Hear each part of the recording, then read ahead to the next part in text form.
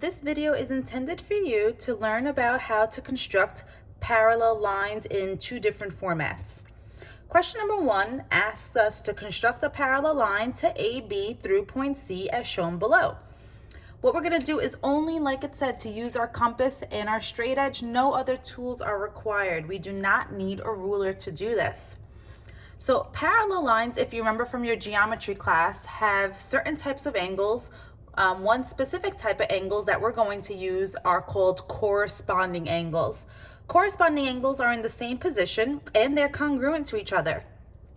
So step 1 in creating a second line that will be parallel to the first one, and it has to go through point C, is what we want to do is create something called that transversal.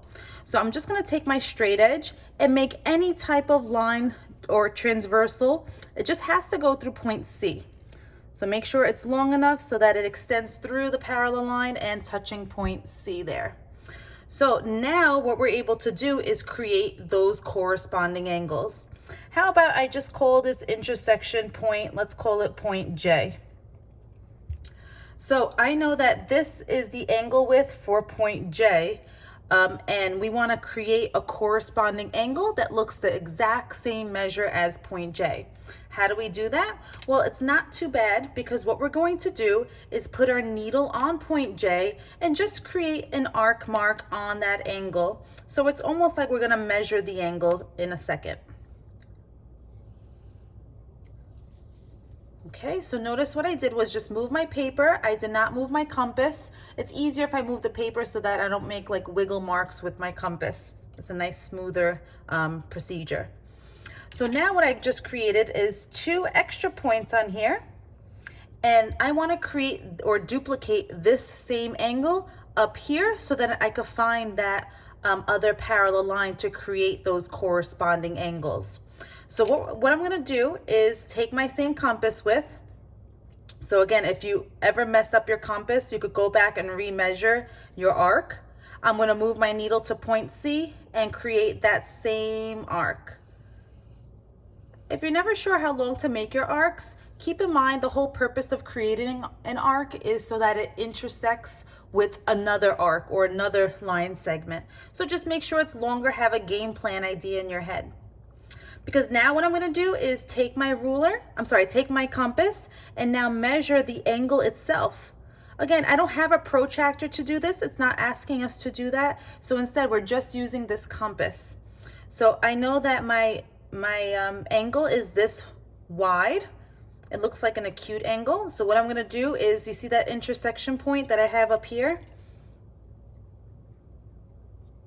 Okay, what I'm going to do is, again, let me just go back just to make sure it's clear.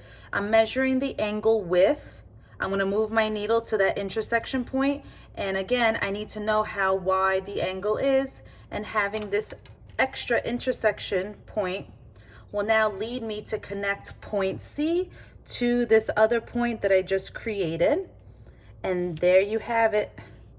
There is your parallel line to AB.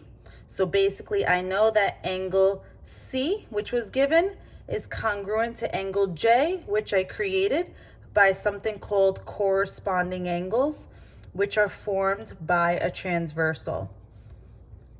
There's a few other different ways to create parallel lines. I think corresponding angles is nice and simple, but there are other angle pairs that are congruent that could help you to lead you to create that parallel line. Another type of construction that deals with parallel lines is my second question here for us. It says, given points A, B, C, use a compass and straight edge to construct point D. So we're looking for point D so that ABCD is a parallelogram. What's important is to notice the location of where D is. It's called ABCD.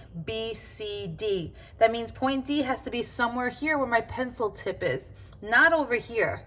The order of how to name a quadrilateral is very important.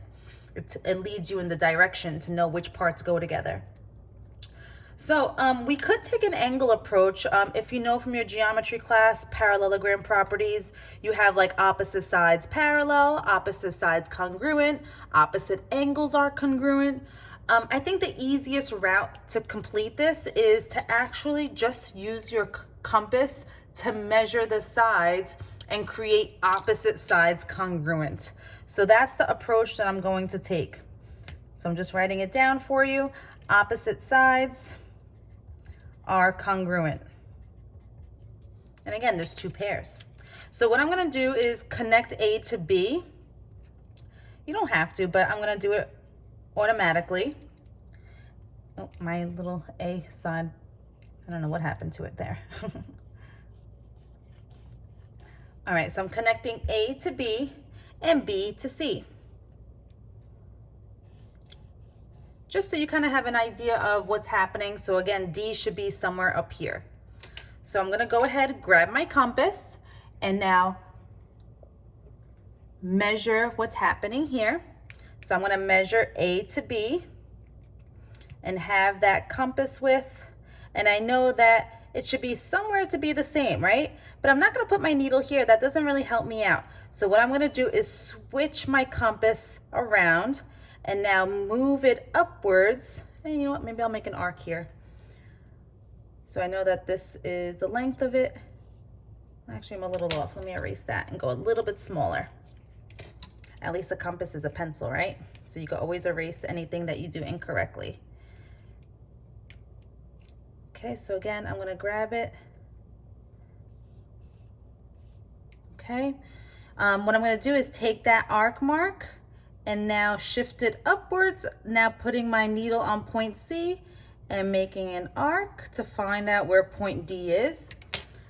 Again, is point D over here, over here, over here? It's somewhere on this arc. So I can't just take a guess. What we're gonna do is now measure side BC.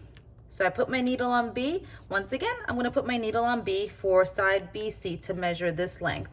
It's like I'm duplicating or cloning this line segment. So I know it's that wide. So once again, I'm gonna move my needle to point A and make an arc.